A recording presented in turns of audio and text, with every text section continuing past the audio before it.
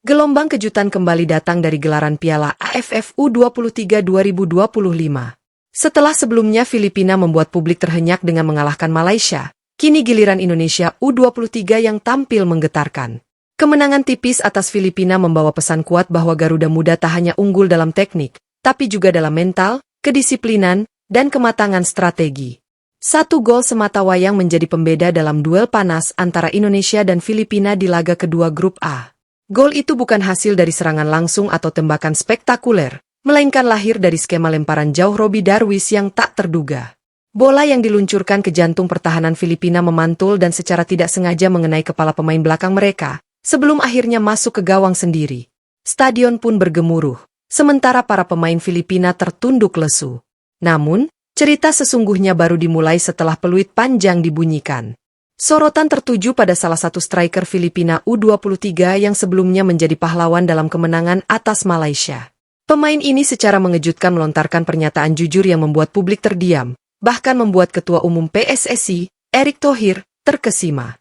Waktu lawan Malaysia, saya bisa pegang bola, atur tempo, dan cari ruang. Tapi lawan Indonesia, saya seperti diawasi bayangan. Setiap saya bergerak, selalu ada yang menempel.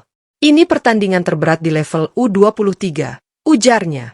Pemain tersebut bahkan tak segan membandingkan performa dua rival regional. Menurutnya, Malaysia memiliki nama besar, tapi pertahanan mereka masih mudah ditembus dengan kombinasi sederhana. Sementara Indonesia tampil rapat, cepat, dan kuat. Tidak ada celah. Bahkan saat saya mencoba melebar ke sisi lapangan, langsung ditutup, lanjutnya. Pernyataan jujur ini menjadi gambaran betapa mengerikannya lini pertahanan Garuda Muda di laga tersebut. Meski Jens Riven tidak mencetak gol, permainan kolektif tim Indonesia sangat disiplin. Lini tengah pun tak memberi ruang Filipina untuk berkembang. Hasil ini membuat Indonesia kokoh di puncak klasemen, dan Filipina harus berharap dari laga terakhir agar bisa melaju ke semifinal. Di sisi lain, Malaysia sempat mencicipi harapan setelah menang telak 7-1 atas Brunei Darussalam. Namun euforia itu hanya sesaat. Karena laga terakhir grup akan mempertemukan Malaysia dengan Indonesia, dan melihat performa Garuda Muda yang sedang membara, fans serta pengamat sepak bola Malaysia mulai merasakan tekanan. Menang 7-1 itu bagus, tapi kami kebobolan satu gol dari tim seperti Brunei. Itu alarm bahaya, ucap salah satu pengamat asal Malaysia. Ia menambahkan bahwa kemenangan atas tim lemah tidak bisa dijadikan tolak ukur. Apalagi Indonesia menang 8-0 atas lawan yang sama tanpa satu celah pun. Menurutnya, perbedaan paling mencolok dari Malaysia dan Indonesia terlihat dari cara kedua tim mengontrol pertandingan.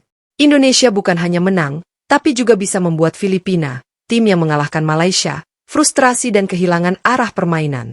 Secara mental, Indonesia jauh lebih siap. Itu yang membuat kami khawatir, katanya. Pertandingan terakhir di grup kini menjadi laga hidup mati. Indonesia akan berhadapan langsung dengan Malaysia, sedangkan Filipina akan melawan Brunei, tim yang secara kualitas berada di bawah. Hal ini membuat publik Malaysia semakin tidak tenang. Keresahan fans Malaysia terlihat dari komentar-komentar yang muncul di media sosial. Salah satu fans menulis, "Sejujurnya aku mulai panik. Setelah melihat Indonesia lawan Filipina, tekanan mereka seperti tim Eropa. Filipina yang kemarin kuasai bola saat lawan kita, sekarang tak bisa bergerak bebas."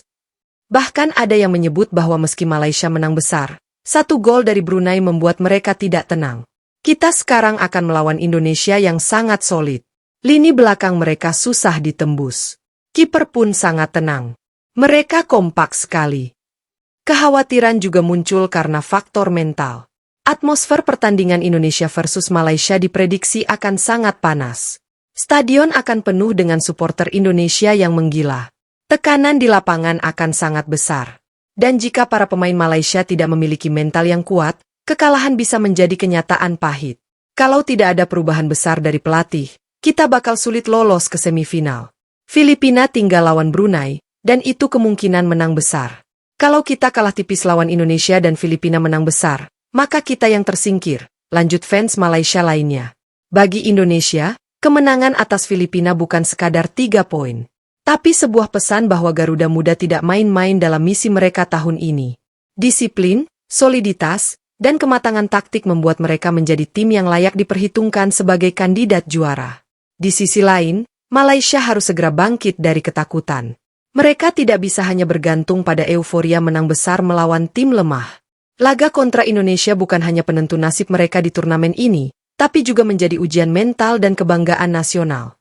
Sementara itu, pelatih timnas Indonesia U23 disebut-sebut sangat puas dengan kedisiplinan anak asuhnya, terutama dalam menjaga transisi saat kehilangan bola. Strategi pressing tinggi yang dilakukan sejak awal laga membuat Filipina sulit membangun serangan. Ini juga yang menjadi alasan striker andalan Filipina frustasi sepanjang laga. Jika Indonesia mampu mempertahankan performa seperti ini saat menghadapi Malaysia, maka peluang Garuda Muda untuk menyapu bersih grup menjadi sangat besar. Sebaliknya, Malaysia berada di posisi terjepit, di mana kekalahan bisa berarti pulang lebih awal. Kini semua mata tertuju pada laga pamungkas, Indonesia versus Malaysia. Sebuah pertandingan yang tak hanya mempertaruhkan poin, tapi juga harga diri, kebanggaan, dan nasib di turnamen. Garuda Muda sudah mengepak sayapnya dengan anggun. Tinggal menunggu, apakah Harimau Muda mampu bertahan dari serangan udara, atau justru menjadi mangsa berikutnya.